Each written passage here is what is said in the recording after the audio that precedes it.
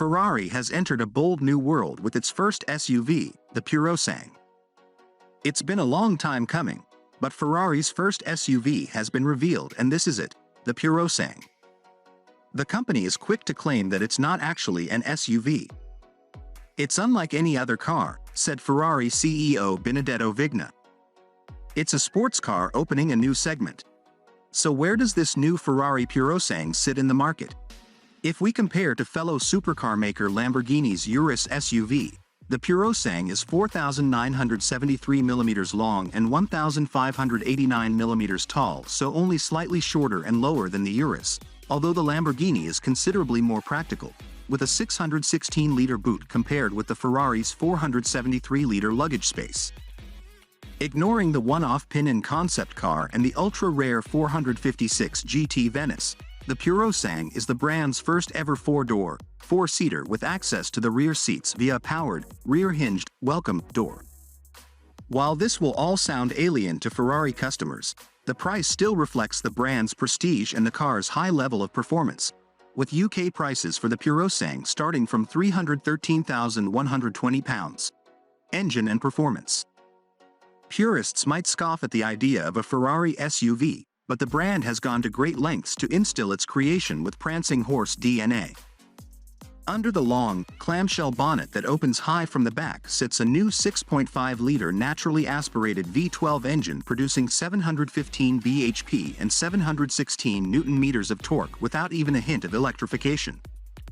It's mounted way back in the engine bay in a mid-front position to help with weight distribution, while power is fed through an 8-speed dual-clutch gearbox, with the first 7 having deliberately short ratios, positioned at the rear, while a power transfer unit can shift power to the front wheels to give 4-wheel drive if needed. With more ground clearance than any other Ferrari and the brand's slide-slip control reconfigured for this SUV, the Purosangue will take care of mild off-roading. You can use the car off-road, but it's not a Jeep, said Gianmaria Fulgenzi, Ferrari's chief product development officer. It won't tow, either. A tow bar is not an option, although there will be aftermarket solutions to carry skis or bikes on top of the car. Ferrari is adamant that we think of the Purosangue as a sports car, though. It focuses on the 0 to 62 miles per hour time of 3.3 seconds and a top speed of 192 miles per hour with a bespoke chassis that features 4-wheel steering, the latest 48-volt Ferrari active suspension technology to reduce body roll in corners, and a carbon fiber roof to keep the center of gravity as low as possible. Occupants sit low in the car, too, in a beautifully made cabin that can be trimmed in a variety of materials and colors to the owner's desire. The driving position is pure Ferrari and inspired by the SF90 Stradale, with a sports steering wheel that features a 5-setting Manettino sitting in front of a digital dashboard with a reverend counter dominating the display. A large digital display sits in front of the front passenger, too, so they feel involved in the dynamic action.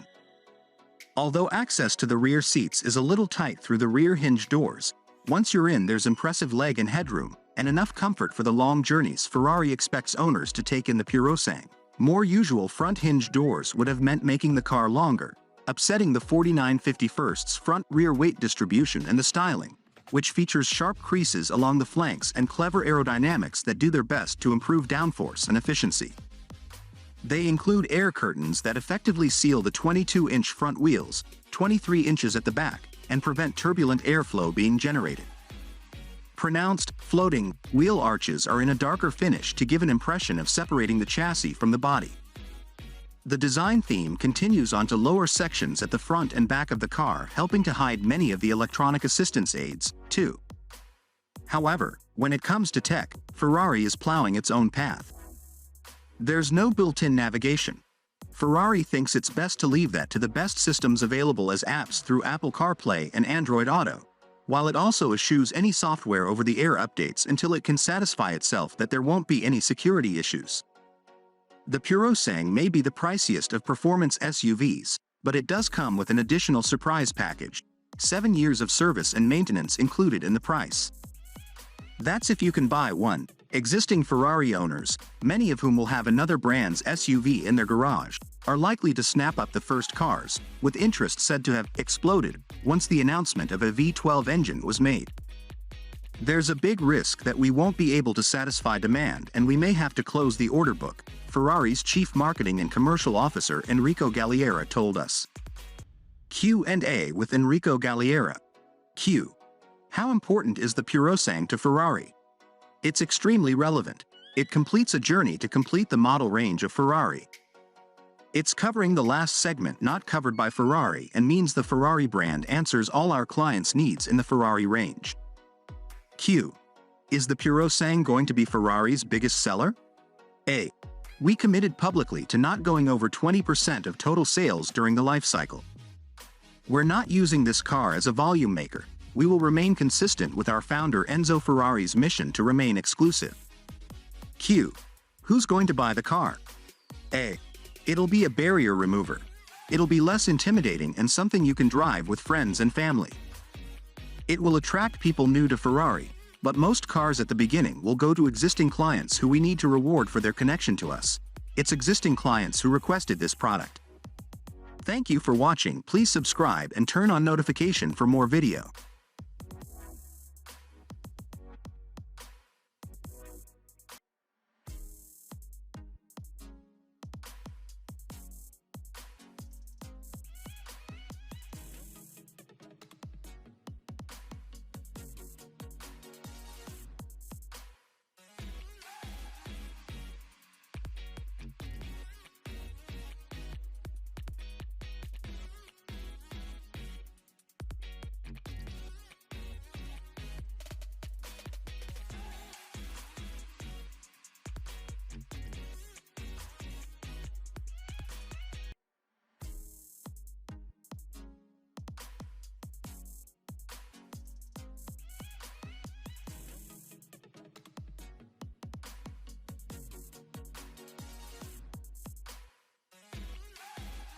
Welcome to Shoppers Africa. Today we present to you one of our craftswomen, Halima Abdul Soumay. She was born in Morogoro. She started her business in 2018 by sewing huts, and then she expanded into clothing. She is a craftswoman and also an entrepreneur. She works with the trends of the market. When the bag market started to rise, she moved into it because she does what is trending, so that she can make her daily. Her designs are inspired by cultural references. Actually, she enjoys creating and selling cultural products. She is 32, and she is the mother of 3 children, Amina, Jura, and Zakaya. She has got a team of 3 people who are helping her. Her main is to reach out the target market, which is difficult because she has to make the bags and also looking for clients. From the precious products we see, Halima needs people who will value the products she makes. Our task is to make sure that Halima is seen by the people, and the people should support her by all means, making sure that she gets what she deserves. Visit shoppersafrica.com to buy her products.